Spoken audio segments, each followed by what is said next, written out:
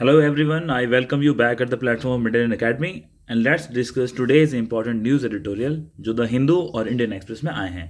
सबसे पहला जो हमारा आज की न्यूज़ है वो इंडियन एक्सप्रेस से ली हमने और ये न्यूज़ क्या कहती है? ये न्यूज़ कहती है कि US joins Russia to vote against United Nation resolution on Ukraine war, India and China abstain. तो आपको ऑलरेडी हम जिस प्रकार से न्यूज़ में जो करंट के अंदर यूक्रेन के और रशिया के मुद्दे के ऊपर जिस प्रकार से यूनाइटेड स्टेट्स ऑफ अमेरिका ने अपनी पोजीशन बदली है, इसको हमने हॉलिस्टिक तरह से कवर किया है।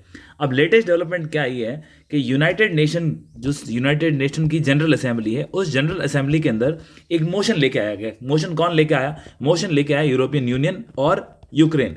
और इस मोशन को लेकर के इस मोशन के अंदर ये बात की गई कि हमें जो रशिया का एग्रेशन है उस एग्रेशन के ये खिलाफ था। इन्होंने कहा कि एक पीस एस्टेब्लिश करनी चाहिए और इस पीस के माध्यम से जो एग्रेशन आज भी रशिया के द्वारा दिखाया जा रहा है उसको ख़त्म करना चाहिए।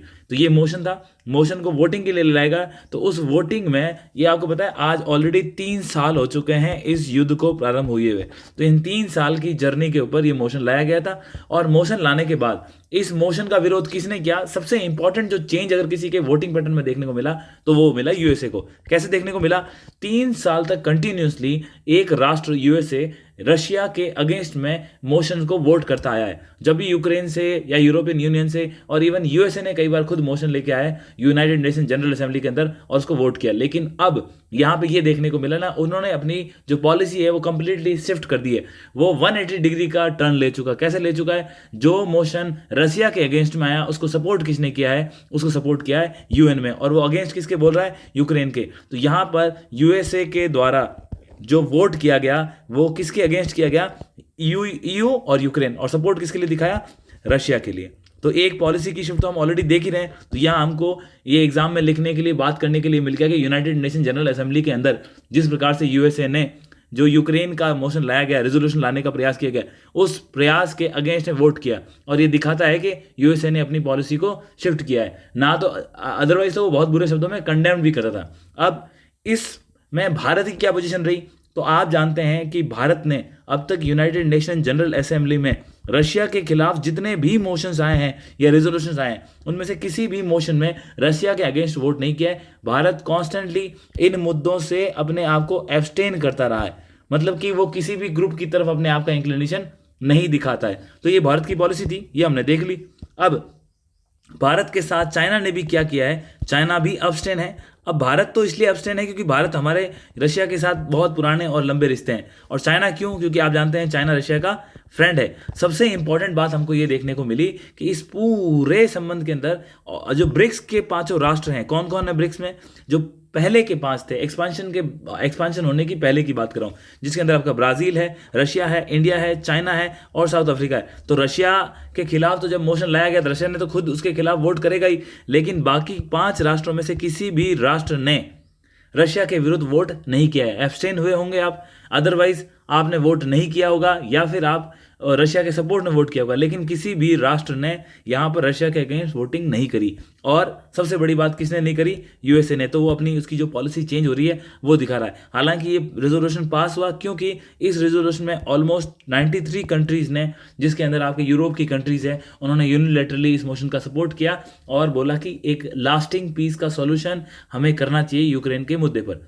अब इसके साथ हमें एक न्यूज़ इंपॉर्टेंट आज पता होनी चाहिए कि यूएस वाला जो ये इवेंट चल रहा था, इस इवेंट के साथ ही एक चीज़ हमें देखने को आती है कि हमें एक कोट याद करना चाहिए। वो कोट क्या कहता है कि इंटरनेशनल रिलेशन के अंदर कोई भी आपका परमानेंट दुश्मन नहीं है, कोई भी आपका परमानेंट दोस्त नहीं है, सिर्फ और सिर्फ आपके जो राष्ट्र के इंटरेस्ट हैं वो सर्वोपरि है। अब ये पोर्ट किसने दिया था? ये कोट दिया था आपके लॉर्ड पॉल्मरस्टन थे, ये यूके के प्राइम मिनिस्टर रह चुके हैं और इन्होंने ये एक बहुत तगड़े स्टेट्समैन रहे थे। तो उन्होंने ये अपना कोट दिया था। उसका रीज़न इनका यही था कि जब उस वक्त ये 19वीं सेंचुरी के टाइम पे जिस प्रकार फ्रांस और जो इंग्लैंड है उनके आपस में रिश्ते बदल रहे थे, तब उन्होंने ये बात कही थी। परंतु इंपॉर्टेंट क्या है, इस कोड को विश्व के अंतर्राष्ट्रीय संबंधों में बार बार यूज किया गया और सबसे बड़ा जो चेंज अगर देखने को मिलता है तो यूएसए के संबंध में मिलता है। क्योंकि आप देखो 1950s में हम जानते हैं कि हमने, यानी कि 1945 के अंदर आपका सेकेंड वर्ल्ड वॉर खत्म हो गया। वर्ल्ड वॉर खत्म होने के बाद क्या होता है, हम देखते हैं कि रशिया है एक इंपॉर्टेंट, यूएसएसआर एक इंपॉर्टेंट पावर बन के उभरा। और जब यूएसएसआर एक इंपॉर्टेंट पावर बन के उभरा तो उसको चैलेंज कौन करने का प्रयास कर रहा था? यूएसए। अब इसके लिए इन दोनों के बीच में क्या कोल्ड वॉर स्टार्ट हो गया था। अब ये जो कोल्ड वॉर 1950 से स्टार्ट हुआ लगभग 1991 तक चला। इस कोल्ड वॉर में यूएसए की पॉलिसी थी कि कैसे न कैसे करके यूएसएसआर के सपोर्ट में कौन है, चाइना, उसको वहां से निकाल करके यूएसए के खड़े में लेके आया जाए, क्योंकि चाइना एक बहुत बड़ा मार्केट था, चाइना एक बहुत बड़ा कंट्री थी, उसके पास नेचुरल रिसोर्सेज थे। ये सारा प्रयास यूएसएसआर के द्वारा जब कोल्ड वॉर चल रहा था उस टाइम प्रयास किया गया, और उसमें सबसे बड़ा मूवमेंट हमको देखने को मिलता है 1970s के अंदर, और प्रिसाइसली 1971 के अंदर।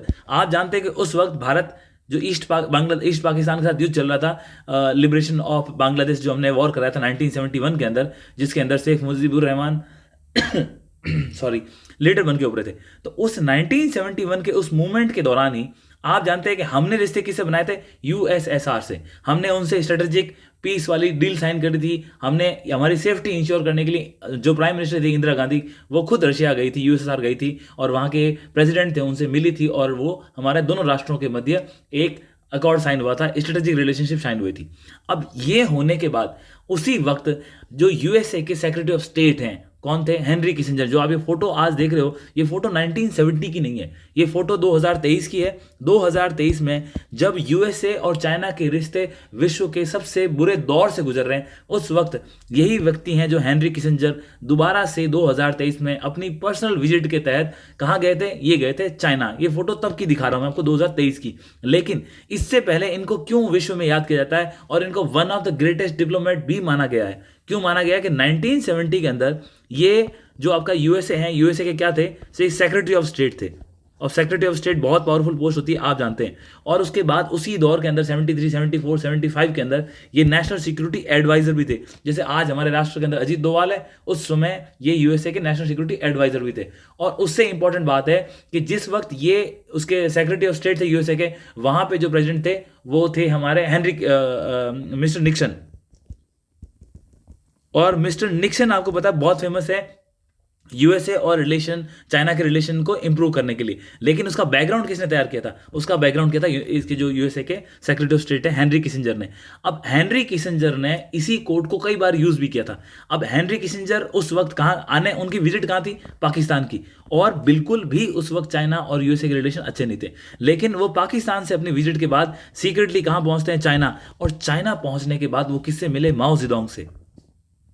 अब आप सोचो, माओ जेडोंग जो कि प्रीमियर थे, प्रीमियर यानी कि एज इक्वल टू प्रेसिडेंट, जैसे आज सी जिनपिंग है, उस समय माओ जेडोंग था। और माओ Zedong was a very famous leader in the Chinese history.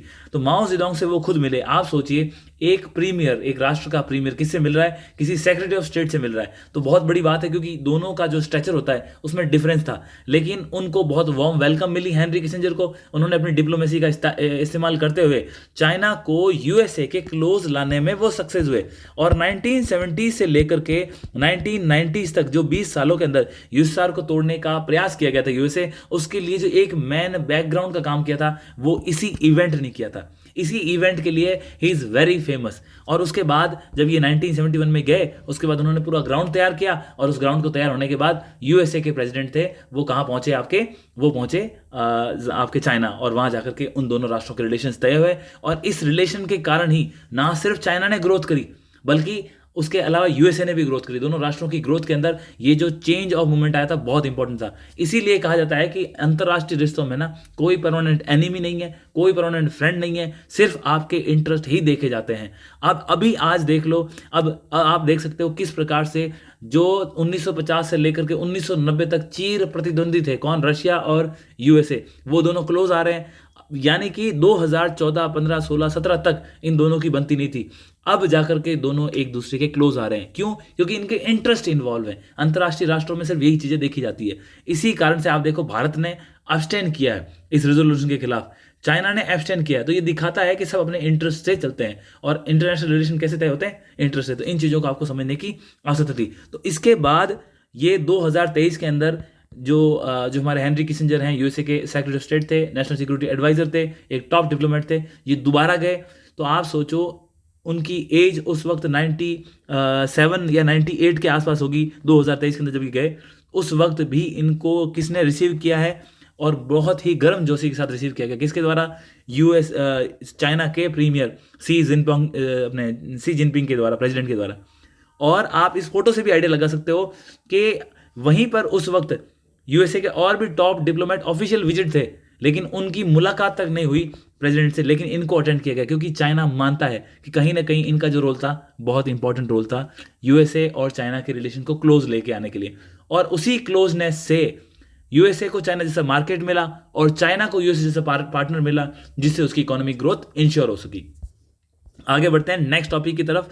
Next topic एक न्यूज़ इन ट्रांजिशन है। यहाँ पे किसकी बात चल रही है? यहाँ पे चल रही है फ्री ट्रेड एग्रीमेंट के बारे में। और फ्री ट्रेड एग्रीमेंट कौन से राष्ट्रों के साथ?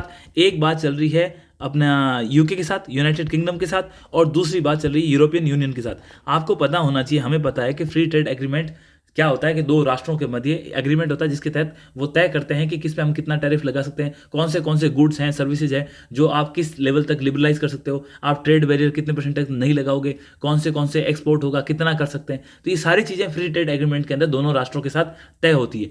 सबसे इंपॉर्टेंट चीज़ क्या है? आप जानते हो ब्रेक्जिट हुआ था। ब्रेक्जिट के अंदर यूके बाहर कैसे निकल गया? यूरोपियन यूनियन से। उससे बाहर निकलने के बाद यूरोपियन यूनियन से जैसे ही आप बाहर निकल गए तो ईयू तो अपने हिसाब से एक यूनिट के साथ काम कर रही थी। अब जब अलग हुआ तो यूके को अपने विश्व की जितने भी बाकी राष्ट्रों से संबंध थे उसको वापस से रीनिगोशिएट करने की आवश्यकता पड़ी। इसीलिए यूके ने अब वापस ये काफ़ी टाइम से कर रहा है ऑलरेडी, जब से ये ब्रेक्जिट हुआ उसके बाद से यूके ट्राई कर रहा है कि मैं भारत के साथ किसी न किसी प्रकार से क्या साइन कर लूँ, फ्री ट्रेड एग्रीमेंट साइन कर लूँ। और हम भी इंटरेस्टेड हैं, हम भी बात कर रहे हैं, परंतु विश्व के अंदर जो बदलाव हुए उन बदलावों ने अब भारत को और ज़्यादा नज़दीक लाया है कि हम क्या करते हैं कि हमें ये फ्री ट्रेड एग्रीमेंट साइन कर लेना चाहिए। तो इसी संदर्भ के अंदर जो आपके यूनाइटेड किंगडम के मिनिस्टर हैं, ट्रेड मिनिस्टर, ट्रेड सेक्रेटरी हैं, तो वो वहाँ पे सेक्रेटरी नाम दिया जाता है मिनिस्टर के लिए, जैसे हम यहाँ मिनिस्टर बोलते हैं। तो जो ट्रेड सेक्रेटरी हैं वो आए और यहाँ पे किससे मिले? हमारे जो कॉमर्स एंड इंडस्ट्री मिनिस्टर हैं मिस्टर पीयूष गोयल, इनसे इन्होंने मुलाकात करी और बोला कि हमें इस चीज़ों को आगे बढ़ाना चाहिए। तो अब आपको थोड़ा सा ये देख लेना चाहिए कि हमारी एफटीए की बात किससे चल रही है।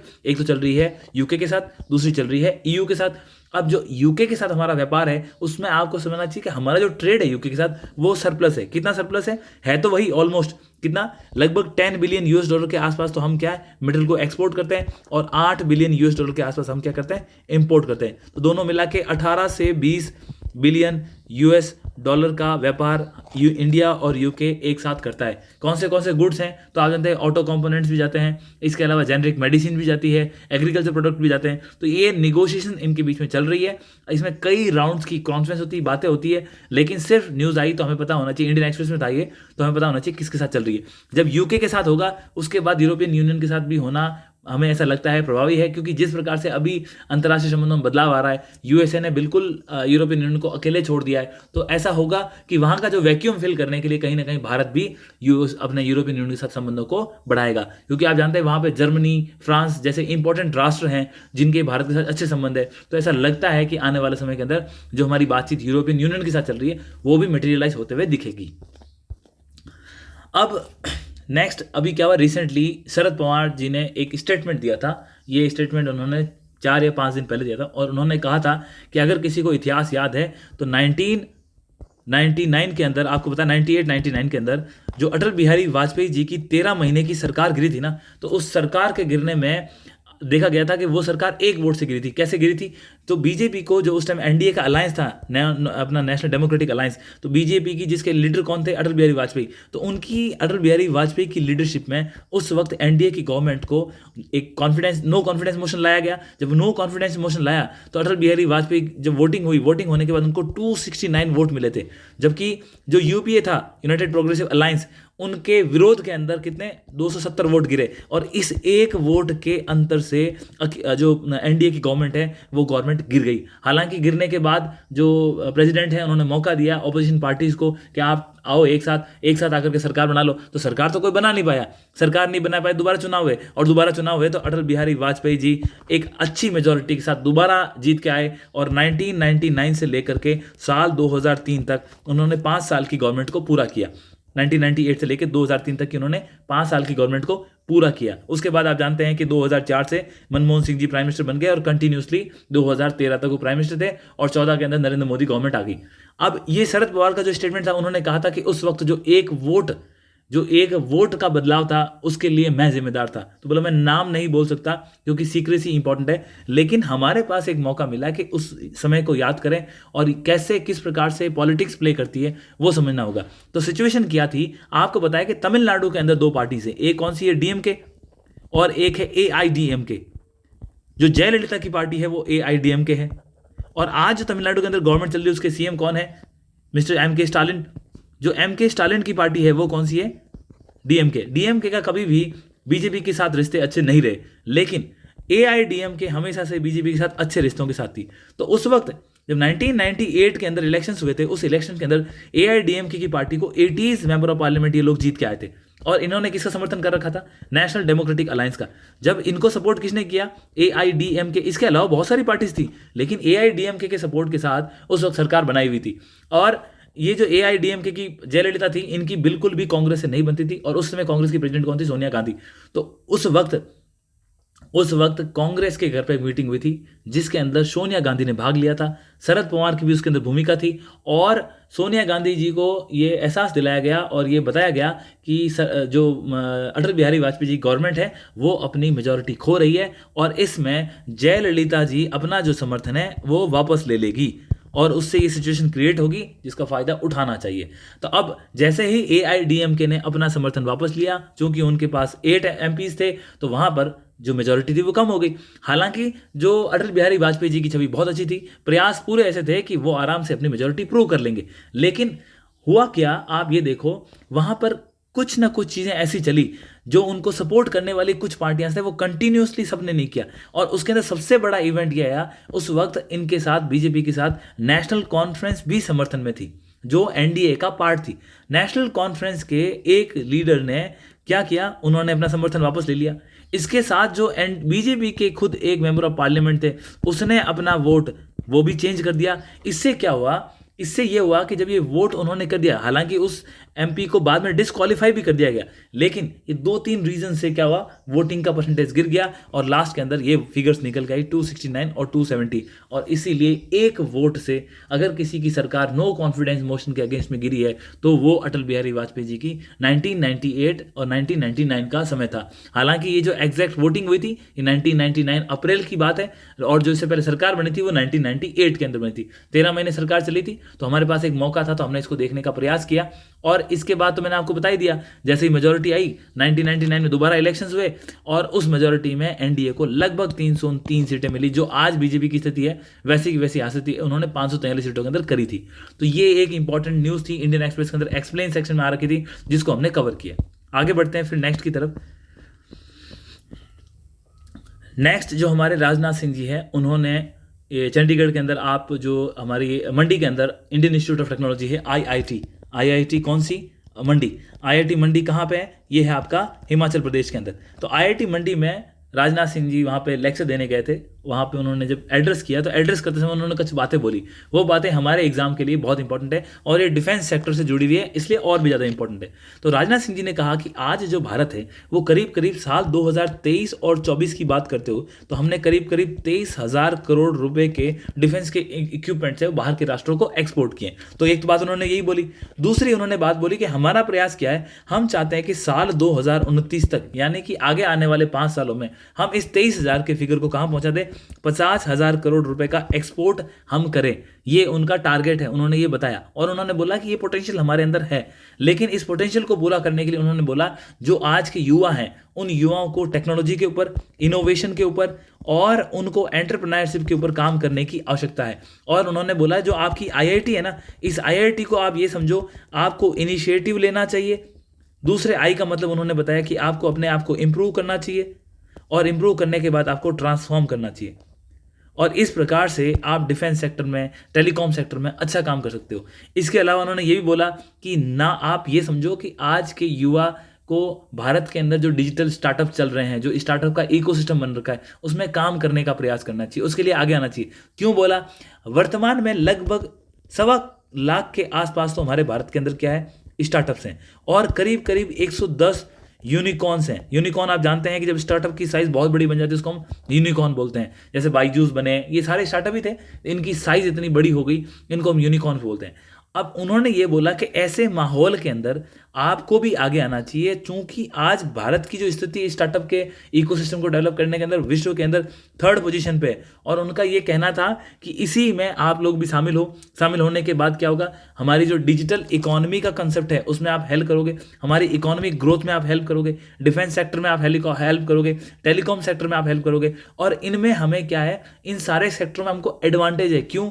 आज भारत क्या कर रहा है, digital public infrastructure DPI platforms create कर रहा है, यूनिफाइड पेमेंट इंटरफेस को विश्व के अंदर लेके जा रहे हैं। इससे हम हमारी खुद की इमेज इंटरनेशनल लेवल पर एक अव्वल दर्जे की कर रहे हैं। अगर इसके अंदर आप आईआईटीज के युवा, पढ़े लिखे टेक्नोक्रेट्स अगर आप आओगे तो आपके योगदान से भारत अभूतपूर्व प्रगति करेगा।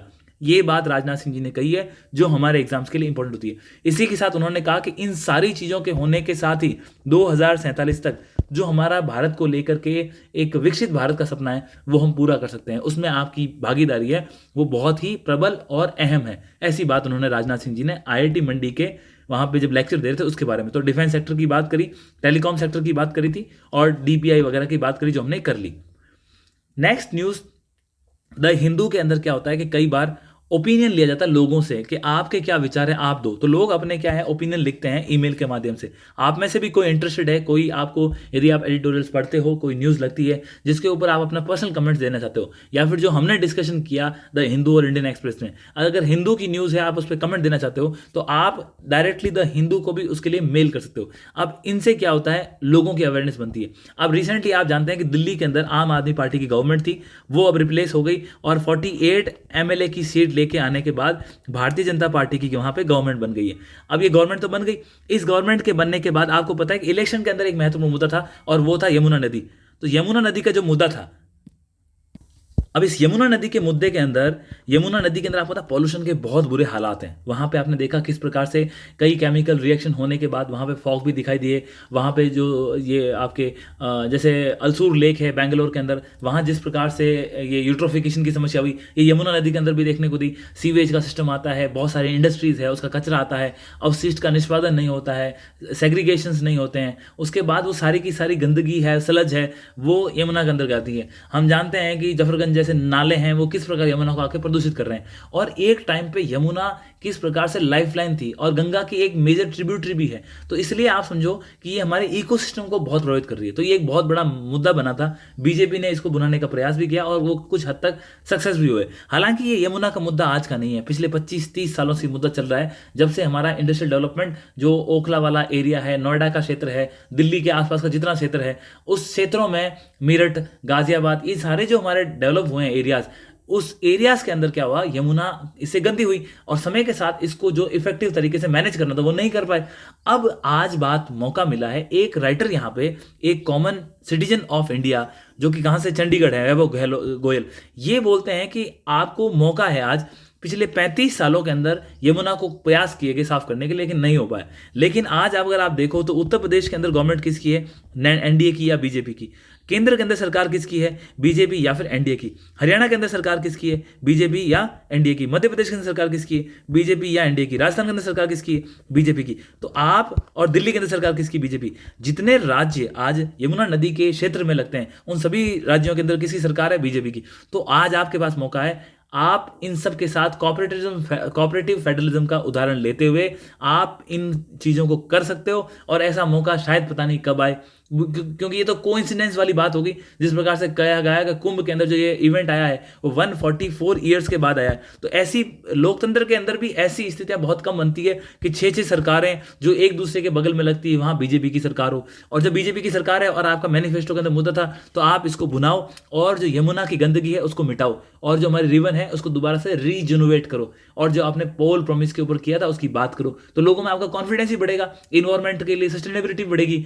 ये चीज़ें यहाँ पे एक कॉमन मैन है वो अपनी बातें लिख के दे रहा है। तो आप भी अपने ऐसे आइडियाज़ हैं वो शेयर करें। अगर आप मेल नहीं कर सकते एटलीस्ट कमेंट में डालें, क्योंकि ये 2 वे कम्युनिकेशन होगा। अब इन्होंने क्या बोला, मैं एग्जैक्टली कुछ चीज़ें मैंने ऐड की होगी। अब इन्होंने क्या बोला वो बोलते हैं, बोला 35 सालों के इतिहास के अंदर आज यमुना को साफ करने का मौका मिला है। हम जानते हैं यहाँ बहुत सारे इश्यूज़ हैं और इन इश्यूज़ के अंदर क्या है, हम एक मेन रीज़न ये है कि यमुना के अंदर पानी का बहुत कम आता है, वो तो है, परंतु आपको इकोलॉजिकल बैलेंस को बनाए रखना है। आपको जो वहाँ पर पॉल्यूशन आ रहा है उस और जो लोगों की जनसंख्या बढ़ रखी है उसके हिसाब से सफाई का ध्यान रखना है। इलीगल कंस्ट्रक्शन हो रहा है उसको कम करना है। अनरेगुलेटेड इंडस्ट्रियल सीवेज जो इस नदी के अंदर गिर रहा है उसको कम करना है। सब स्टैंडर्ड एफ्लुएंट ट्रीटमेंट प्लांट से आपने सीवेज के प्लांट तो लगाए, लेकिन वो प्लांट की क्षमता ही नहीं है कि वो रिवर को साफ कर सके। उस प्लांट की क्षमता ही नहीं है कि वो जो उसका जो इफेक्टिव ट्रीटमेंट का तरीका है वो हो ही नहीं रहा है। For the sake of just plant you establish A plant, but वो जो काम है वो कर नहीं पा रहा है। तो इन चीज़ों को ध्यान रखते हुए इन मुद्दों को सॉल्व करना है और सिंगल पॉलिटिकल पार्टी होने के नाते आपको यमुना के आसपास अब कोई एक्सक्यूज नहीं देना है और आपको ये काम करके दिखाना है। तो ये देखो लोकतंत्र की आकांक्षाएं किस प्रकार से न्यूज़पेपर के माध्यम से भी पहुंचती है और ये इसको जो बीजेपी की टीम्स के लोग हैं वो भी पढ़ते होंगे, हमारा भी एक माध्यम है, तो हम ये चाहते हैं कि इस प्रकार के काम हो। आगे बढ़ते हैं नेक्स्ट न्यूज़ की तरफ। नेक्स्ट न्यूज़ है बिहार से, और आप जानते हैं कि बिहार के अंदर इलेक्शंस आने वाले हैं, तो कई बार न्यूज़ आएगी पॉलिटिकल आएगी, हम उसकी तरफ नहीं जाएंगे। लेकिन हमारे लिए इस बिहार से नरेंद्र मोदी जी वहाँ पे गए हैं और उन्होंने जो 2 बातें बोली वो इंपॉर्टेंट है पूरे इस टॉपिक के अंदर। सबसे इंपॉर्टेंट चीज़ एक, अभी रिसेंटली जो बजट अनाउंस किया गया जो हमारी फाइनेंस मिनिस्टर निर्मला सीतारमन जी के द्वारा, तो उसमें उन्होंने एक मखाना बोर्ड की बात करी थी कि हम मखाना बोर्ड को एस्टेब्लिश करेंगे। कहाँ करोगे आप मखाना बोर्ड एस्टेब्लिश करोगे? बिहार के अंदर, ठीक है। और ये बोला था ये जो मखाना बोर्ड बना रहे हैं वो किसके लिए बना रहे हैं? हम फार्मर्स के लिए। आखिर है क्या मखाना? तो मखाना एक प्रोडक्ट होता है और वो जो प्रोडक्ट है उस प्रोडक्ट को प्रोसेसिंग करके विश्व के दूसरे राष्ट्रों को, हमारे देश के दूसरे राज्यों में इंपोर्ट करके बिहार को, जो बिहार के लिए एक इकोनॉमिक रिसोर्सेज क्रिएट करने का प्रयास केंद्र सरकार के द्वारा किया गया। ये तो इसकी सिग्निफिकेंस होगी। अब क्यों बिहार चूज किया गया? बिहार इसलिए चूज किया गया क्योंकि बिहार वाले क्षेत्र के अंदर जो हमारा, जहाँ पे वाटर लेवल हाई है, रिवराइन एरिया है, वहाँ पे मखाना के प्रोडक्शन ज़्यादा होते हैं, तो इसलिए ये चूज किया गया था, सरकार की जस्टिफिकेशन थी। दूसरा, अब क्या हुआ, इसके अलावा हम जानते हैं एग्रीकल्चर सेक्टर को बूस्ट करना, एग्रीकल्चर में किसानों की आय को दुगुना करना और हमारी जो इकोनॉमी है इसको 5 ट्रिलियन बनाना, ये सारे मेन एम है। इन एम की पूर्ति के लिए किसानों को कैसे सपोर्ट कर सकते हो? हमारे कई सेगमेंट केंद्र सरकार के चल रहे हैं, उसमें से एक सेगमेंट है आपका पीएम किसान योजना। पीएम किसान योजना क्या है? इसके तहत आप कैश देते हो। वो जो कैश किसान अपने फसल की आवश्यकताओं को पूर्ति करने के लिए जो विभिन्न प्रकार के उसको इंग्रेडिएंट चाहिए उनको वो खरीद सकता है, इसलिए दिया जाता है। वो कैश केंद्र सरकार के द्वारा 3 इंस्टॉलमेंट में दिया जाता है। स्कीम का नाम क्या है? पीएम किसान। फुल फॉर्म क्या है? प्रधानमंत्री किसान संपदा निधि।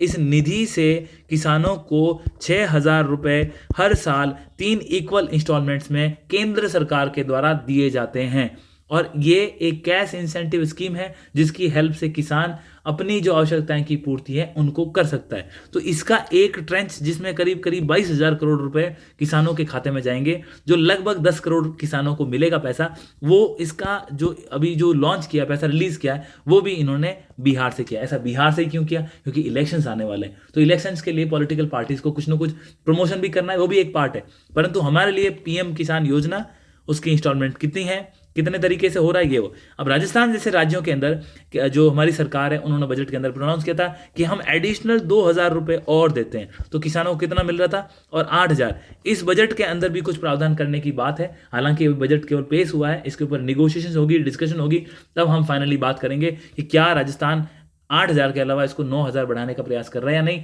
लेकिन आज की तारीख में राजस्थान में यदि कोई किसान काम कर रहा है और उसको पीएम किसान, जो प्रधानमंत्री किसान सम्मान निधि है, उसके अंदर पैसे आज की तारीख में 8,000 मिलते हैं। 6,000 उसमें से कहाँ आता है? केंद्र सरकार के, और 2,000 कहाँ से आता है? राजस्थान सरकार उसको प्रोवाइड करती है। टोटल उसको 8,000 रुपये मिलते हैं। तो ये तो 3 इंस्टॉलमेंट ही रहा है, और ये 1,000 है वो 2 इंस्टॉलमेंट के अंदर दिया जाता है। तो ये इंपॉर्टेंट न्यूज़ थी जो हमने देखी।